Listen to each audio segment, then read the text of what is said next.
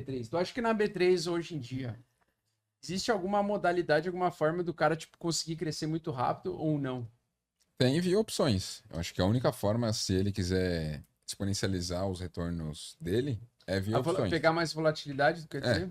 é isso aí. Porque Tipo, assim, eu entendo muito que o mercado cripto, ele é muito interessante, tem um alto potencial de crescimento, tanto que eu tenho em carteira. sim, Só que o que as pessoas, eu acho que elas têm que ter em mente é que muitos projetos ali são startups ainda. Alguns já são mais consolidados e amplamente utilizados, só que sim, tem alguns que estão começando a ser implementados. Então, quanto mais retorno você tem potencialmente em algo, mais risco você tem nisso também.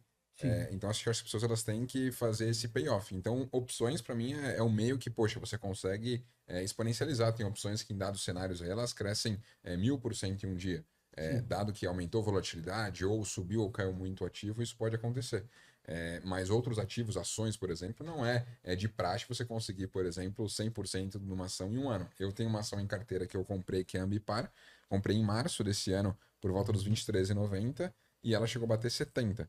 Mas porque Sim. foi uma empresa que ela fez inúmeras aquisições, ela é uma empresa ISD, e foi um caso fora da curva. Porque se você olhar o Uhum. Ibovespa nos últimos 12 meses, ele está para trás. Então, acho que assim, se a pessoa quer potencializar alguma coisa na B3, você consegue fazer isso via opções, só que assim, tem N variáveis que têm que ser analisadas. O tempo, o prazo dos contratos, tem N formas disso acontecer. Sim. Mas por isso que eu entendo que o mercado cripto ele pode estar numa carteira mesmo do investidor tradicional, para ter essa pimenta, para ser um tipo de ativo que ele pode exponencializar. E mesmo dentro do mundo cripto, para quem vai entrando nele, você consegue fazer muita coisa por lá. Então, o Sim. caixa que eu tinha em dólar, que eu deixava numa corretora americana, eu posso utilizar uma stablecoin, uma USDC, posso usar um DAI, posso usar um Tether. Tether não, porque a galera geralmente não curte aí, tem algumas coisas aí que estão rolando com o Sim. Tether. Mas tem essa questão, se eu quero me parear o ouro, tem o Pax Gold, se eu quero outras coisas e outros projetos, tem também. Mas se a pessoa quer exponencializar na B3, a única forma que eu conheço assim mais rápida Opções. mais que pode ser rápido para cima e rápido para baixo também, deixando Sim. claro, mas são as opções. São as opções. É porque a dificuldade que eu tenho é o seguinte. Na B3, por exemplo, na bolsa, né? Quando eu ganhava lá, me sobrava, tipo, R$ 600. Eu trabalhava o mês inteiro, aí eu pagava as contas, pagava a clínica e sobrava, tipo, sobrar, R$ 600. E o que me frustrava, por exemplo, na época, é que, por exemplo, eu acompanhava lá. Na época não tinha youtuber ali em 2011, 2012, mas eu lia vários livros e eu via, tipo assim, pô, eu tinha que ficar 30 anos investindo tanto por mês para ter potencialmente, assim, eliminando a volatilidade, né? Que é comprando fracionado ao longo do tempo, boas empresas. Mas eu teria que esperar uma média de 30 a 40 anos aí para se tornar milionário, por exemplo, investindo R$ 600 por mês. Isso era uma coisa que me broxava muito, porque eu pensava assim, pô, sou dentista formado, ganho tanto por mês, ganho mais do que a maioria da população ali da minha cidade, e mesmo assim me sobra só R$ 600. Quanto tempo eu vou levar? E o mais importante, quanto esse R$ 1 milhão lá na frente, daqui a 30 anos, vai estar valendo realmente o meu poder Uhum. de compra, né? Porque o meu poder de compra, ao longo do tempo, ele vai pro saco, principalmente num país com decisões políticas tão voláteis, né? Decisões políticas tão, vamos dizer assim, suspeitas. E aí eu pensei, cara, eu não consigo me empolgar com isso, eu não consigo sair da lama com isso, eu não consigo, com essa. Só comprando boas empresas, indo nas mais fortes ali. Mesmo quando a gente focava nas small caps, e a gente sabe, as small caps é dificilmente uma vinga realmente. Tem as que vingam, mas tu Uhum. não, é muito difícil tu conseguir acertar aquela que vai vingar. Como é que tu faz essa análise assim? Porque para mim o mercado cripto ele é extremamente libertador, Uhum. justamente porque ele tá não só no início, né? Mas porque você tem essa condição de não depender de decisões políticas de um país específico para ele se refletir no preço, digamos assim. Atualmente, por exemplo, a B3 vem tendo esse tipo de problema agora por causa desse ataque aí do Bolsonaro com o STJ lá, né? Sim, o Super, STF, né? o STF, o As STF. falas do Bolsonaro com o STF. Isso. Então já começa a ficar. Aí o mercado especulativo já começa a vislumbrar um futuro tenebroso. E aí isso já se reflete nas ações. Mas assim, No Augusto, preço das ações. você falando isso daí, no mercado de cripto também praticamente não era a mesma coisa quando o Elon Musk ficava falando lá Não. de tal ação? Não, Não, movimentava também? O Elon Musk não movimentou nada no mercado cripto. Mas ele não subiu, vai, o exemplo da Doge. Não, ele Dogecoin subiu lá. a Doge, mas a Doge tinha um market Então. cap muito pífio. Mas caiu, derrubar o Bitcoin, ele não derrubou. Por quê? Não, derrubar o Bitcoin não. Porque o pessoal falou que no dia 12 de maio, ele fez um tweet no dia 12 de maio. Aí o pessoal falou que ele derrubou o mercado. Mas na verdade, o mercado já tinha derretido uma semana antes, começado a derreter, e ele já tinha feito um pivô de baixa abaixo da média de 8, ou seja, ele já tinha entrado em tendência de baixa quando ele falou, quando ele fez aquele tweet, né? Falando mal da mineração do Bitcoin e que a mineração do Bitcoin não é ecossustentável e assim por diante. Então, supostamente aquilo teria derrubado o mercado cripto. Na verdade, aquilo lá foi uma puta realização de lucro, porque o Bitcoin você consegue acessar dados on-chain, que são. Porque o Bitcoin é o seguinte, ele tem o registro de todas as transações entre carteiras. E aí você consegue. A blockchain, ao contrário do que muita gente pensa, a blockchain ela não é anônima. Ela mostra todas as transações de frente para trás, de trás para frente.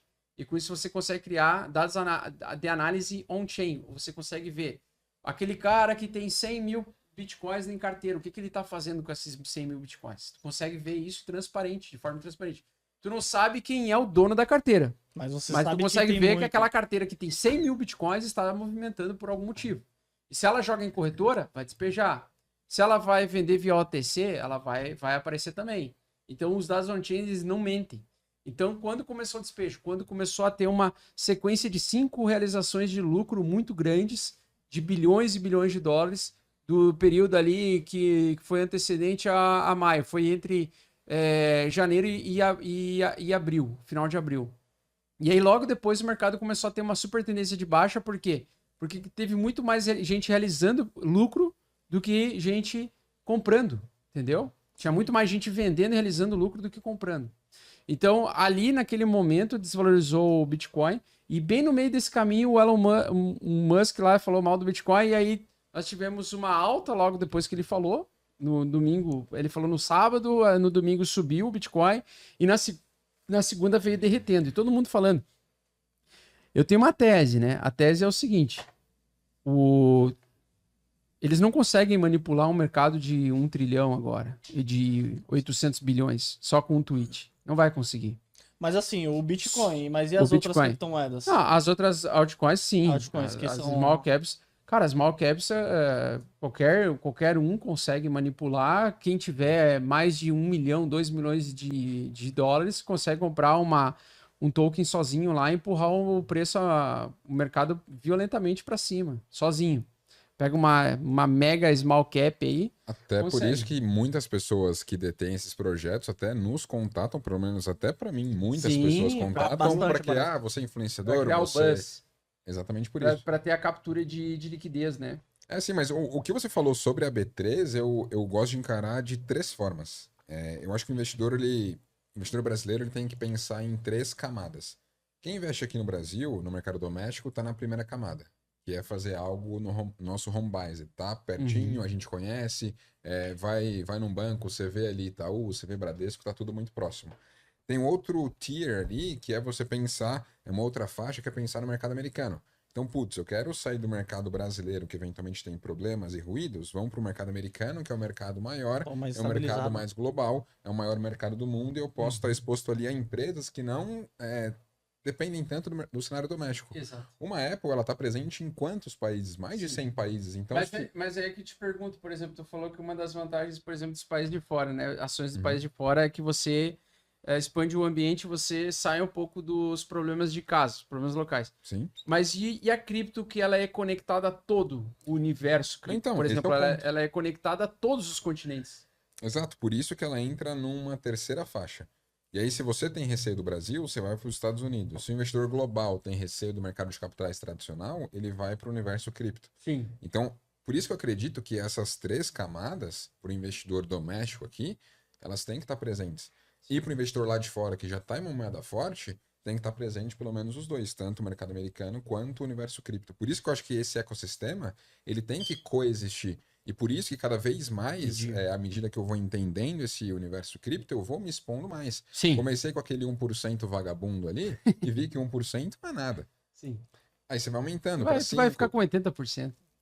Mas a ideia é exatamente essa, porque eu acredito que no universo cripto a gente pode ter uma disrupção que a gente não teve com nenhuma outra classe de ativo. Exato. Exatamente pelos tokens que você disse. Sim. Porque eu invisto muito em fundo imobiliário. Eu tenho um livro de Sim. fundo imobiliário, que está na Amazon, escrevi com meu amigo Danilo Bastos e tal. E um fundo imobiliário eu compro como? Por meio da B3. Só que a B3 ganha dinheiro com isso. A corretora que coordena a oferta ganha dinheiro com isso. Sim. A custódia, a Os corretagem. smart makers. Todo mundo ganha dinheiro Criadores de ali. mercado. E o investidor ganha dinheiro também. Só que muita margem fica com quem distribui, com quem organiza tudo isso. Se eu tiver um token que eu consigo também ter fatias daquele mesmo imóvel Sim. e eu conseguir receber ali, deter uma porção, saber o quanto que está variando essa porção e receber também via RC20 ou alguma outra forma o dividendo daquilo diretamente, cara, é absurdo, é incrível. E eu acredito muito que isso pode acontecer. Sim. Então, por isso que o universo cripto ele pode trazer uma disrupção muito grande, mas muito além do Bitcoin, do Ethereum, mas tudo que pode ser feito. Tem o universo DeFi, tem a questão dos tokens, tem os Cara, NFTs agora que estão ali pegando o que era... Uma Os coisa CryptoPunks. assim que eu sou apaixonado é pelos yield farming, né? O que é o yield farming? O yield farming é justamente o protocolo de uma empresa, que quando você provê liquidez, você recebe como incentivo um token de da própria participação empresa. desse protocolo que você pode utilizar para votação de atualizações desse protocolo. Então você recebe, por exemplo, se você faz um farming, agora tá muito na rede Solana lá a Raydium, né? A Raydium é uma DEX, uma corretora descentralizada da rede Solana, uma das principais.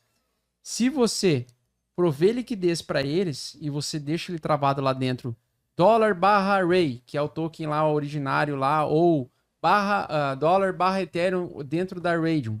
Você provendo liquidez lá dentro do protocolo e travando lá dentro, você vai receber como incentivo mais Raydium, que é o token de governança desse protocolo, que você vai poder participar como um acionista verdadeiro. Tipo assim, você vai poder ter um poder de voto, de decisão, de evolução desse protocolo.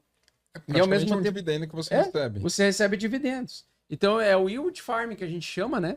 E praticamente, cara, você pode especular na valorização dessa empresa, você pode especular no crescimento, porque todo mercado é semelhante, todas as empresas têm seus interesses. No mercado cripto é a mesma coisa, exceto o Bitcoin, que tem o único interesse de ser um ativo para você transportar do ponto A ao ponto B sobre sua custódia, sem necessidade de um terceiro, que esse é o fim do Bitcoin, né? Esse é o objetivo final do Bitcoin.